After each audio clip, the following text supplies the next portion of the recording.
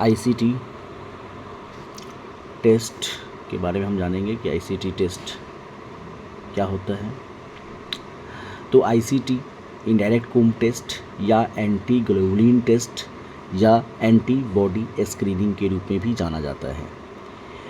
Indirect Coombs test में क्यों करते हैं? क्योंकि इनडायरेक्ट कूम टेस्ट में एक्चुअली होता क्या है कि जो सीरम के अंदर जो एंटीबॉडी प्रेजेंट है उसको हम डिटेक्ट करते हैं कि ये सीरम के अंदर जो एंटीबॉडी है वो रेड ब्लड सेल्स पे अटैक तो नहीं कर रहा, ये हम फाइंड आउट करते हैं।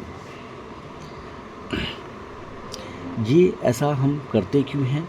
इनडायरेक्ट कूम टेस्ट आईसीटी की ज़रूरत क्यों पड़ती है, किस कंडीशन में होती है? जैसे अगर ऑटो इम्यून हीमोलाइटिक एनीमिया है, प्रेगनेंसी है, ब्लड ट्रांसफ्यूज़न है, जो प्रेग्नेंट मदर है और जो फीटस है उसमें RH इनकम्पैटिबिलिटी के लिए भी करते हैं कि जो मदर के अंदर जो एंटीबॉडी है वो बच्चे के RBC पे कहीं अटैक तो नहीं कर रहा, तो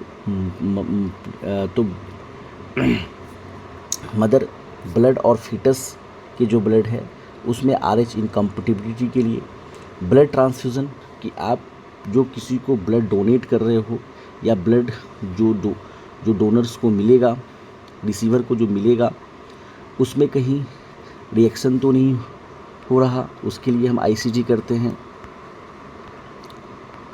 ओके, ये इसमें हम करते क्या हैं कि इस टेस्ट में पेशेंट के सीरम को रेड ब्लड सेल के साथ मिलाया जाता है और उसमें कुम्स रिएजेंट को मिलाया जाता है।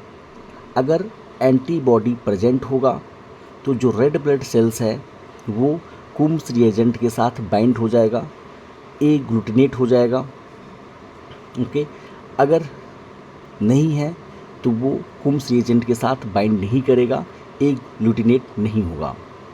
तो इनडायरेक्ट कूम टेस्ट में अगर पॉजिटिव रिजल्ट है तो पॉजिटिव का मतलब ये हुआ कि ग्लूटिनेट हो रहा है और नेगेटिव का मतलब हुआ ग्लूटिनेट नहीं हो रहा, मतलब एंटीबॉडी प्रेजेंट है पॉजिटिव में और एंटीबॉडी एब्सेंट है नेगेटिव में। ओके, लेकिन अगर आईसीटी पॉजिटिव है तो इसका मतलब ये नहीं समझ सकते कि यह एंटीबॉडी को प्रेजेंस को दिखा रहा है या ये जो एंटीबॉडी है वो कोई प्रॉब्लम कॉज कर रहा है। हम कुछ विशिष्ट टाइप के, कुछ इम्पोर्टेंट टाइप के एंटीबॉडी का पहचान करते हैं, उसके इम्पोर्टेंस को जानते हैं और फिर नेक्स्ट डायग्नोस के लिए आगे फॉरवर्ड करते हैं। अगर हम कुम्स इनडायरेक्ट देखें तो इसमें 2 से 3 ड्रॉप सीरम लेते हैं टेस्ट के लिए, RBC सस्पेंशन बनाते हैं 5%, या तो डोनर या तो स्क्रीनिंग RBC का। उसके बाद इसके सेंसिटिविटी को इंक्रीज़ करते हैं, ऑप्टिमल बोविन एल्बुमिन। उसके बाद मिक्सवेल करते हैं, फिर इंटूबेट करते हैं 37 डिग्री सेंटीग्रेड पे 30 मिनट के लिए, फिर सेंट्रीफ्यूज़ करते हैं 15 सेकेंड के लिए 3400 RPM पे। फिर हम एग्ज़ामिन करते हैं कि हीमोलाइसिस हुआ है कि नहीं, RBC ब्रेकडाउन हो रहा है कि नहीं, या ग्लूटिनेशन हो रहा है कि नहीं। फिर RBC को वॉश करते हैं लार्ज अमाउंट ऑफ सलाइन में 3 से 4 टाइम, फिर 2 से 3 टाइम कुम्स रिएजेंट को ऐड करेंगे, मिक्सवेल करेंगे, फिर सेंट्रीफ्यूज करेंगे 15 सेकेंड के लिए 3400 RPM पे और ग्लूटिनेशन को चेक करेंगे। तो एक चीज़ समझ में आ रहा है कि डायरेक्ट कूम टेस्ट और indirect Coombs test. Direct Coombs test में क्या है?